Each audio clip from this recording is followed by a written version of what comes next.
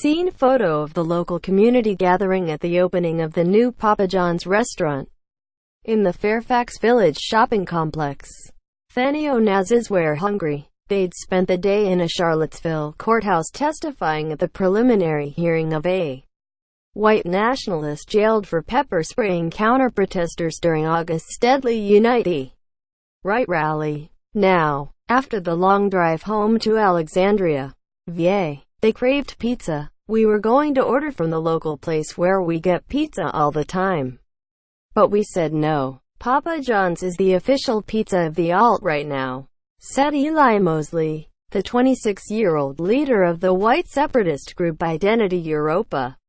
We're just supporting the brands that support us.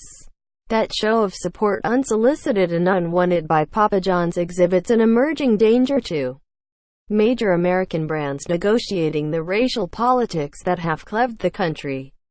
It is no longer enough for companies to keep a low profile when it comes to polarizing issues involving race, brand experts say. Instead, some companies are preemptively stating their positions, hoping to avoid being hijacked by white supremacists eager to spread their ideas into the mainstream by tying themselves to household brands, from pizzas and burgers to sneakers and cars.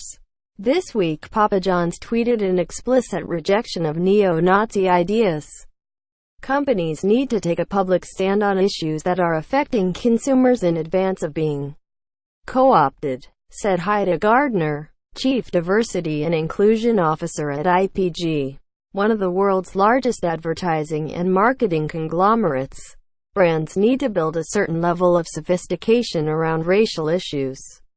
They need to be really mindful of how charged the environment is and take pains to look at situations through a diversity lens. Subscribe to the Postmost newsletter.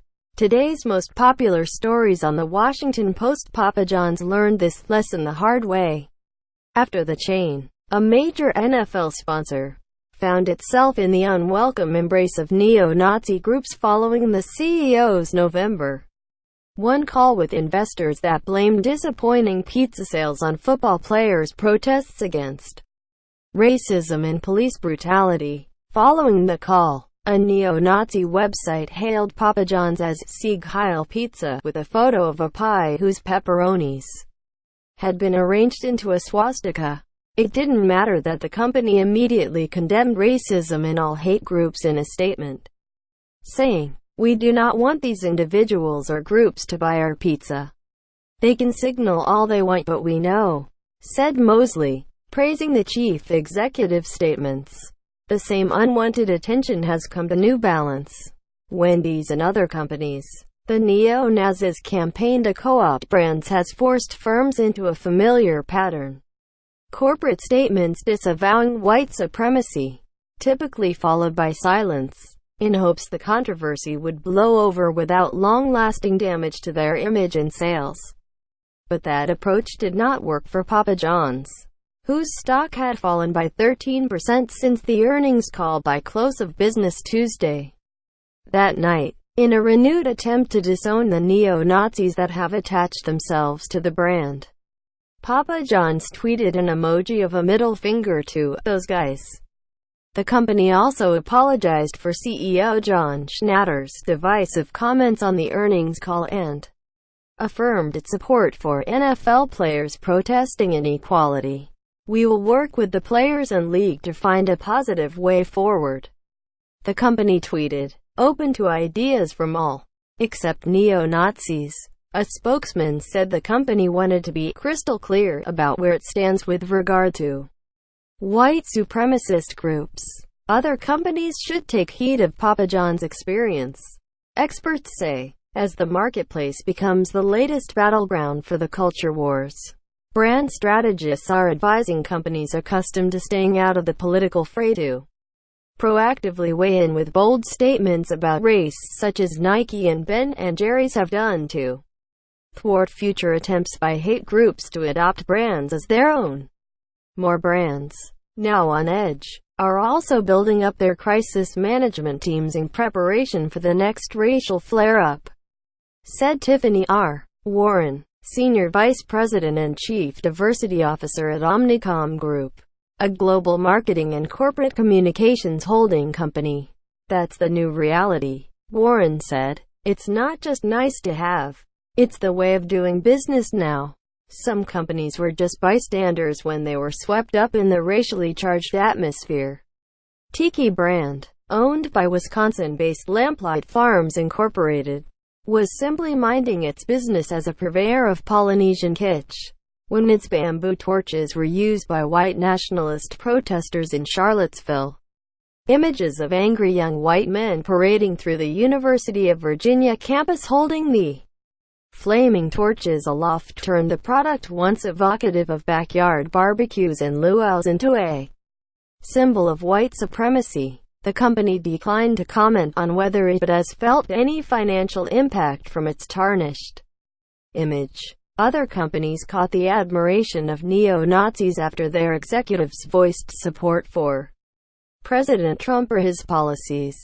Pottsville, Pa.'s Yuengling, touted as America's oldest brewery, became the favored beer of white nationalists after the company's owner backed Trump in the final days of the campaign. Andrew Anglin, founder of the Daily Stormer website, declared New Balance the official shoes of white people after an executive of the Boston Shoe Company praised Trump's stance on trade soon after he was elected.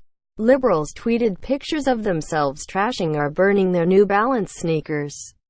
Still other firms attracted the attention of white nationalists through branding mistakes of their own. Anglin proclaimed Wendy's the official burger of the neo-Nazi alt-right movement after the fast food restaurant mistakenly tweeted a picture of Pepe the Frog, the white nationalist symbol, in the same red pigtails as the Wendy's girl mascot, and white supremacists celebrated when a casting call for a Cadillac commercial saw at any end. All real alt-right thinkers believers. Cadillac said at the time it did not authorize the casting notice. But Anglin had already pounced, writing in a post titled, "Yes, we are mainstream now," that it was natural for a major American corporation to want someone from our movement. There is no telling the impact these endorsements have had on companies' sales or on the movement's recruitment efforts. But experts expect the co-opting of brands to continue. It helps to make the alt-right seem more like normal Americans rather than a fringe, said Norka Tiley, a professor at the Kellogg School of Management at Northwestern University whose research has focused on neo-Nazi groups.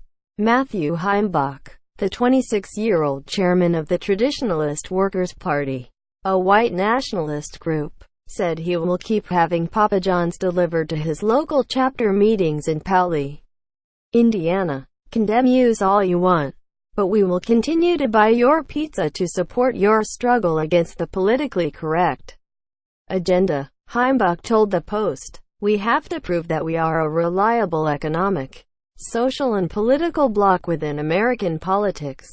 Endorsing brands like Papa John's, he said, provides a platform for us to spread our message so folks will know what we stand for. Go to our websites and possibly join us.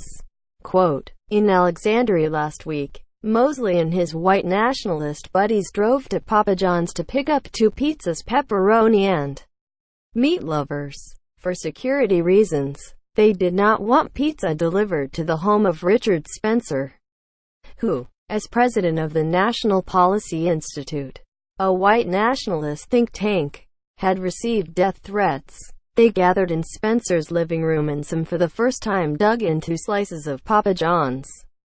It doesn't matter what it tastes like, Mosley said. It's the official pizza of the alt-right. Then they washed it all down with Yuengling beer.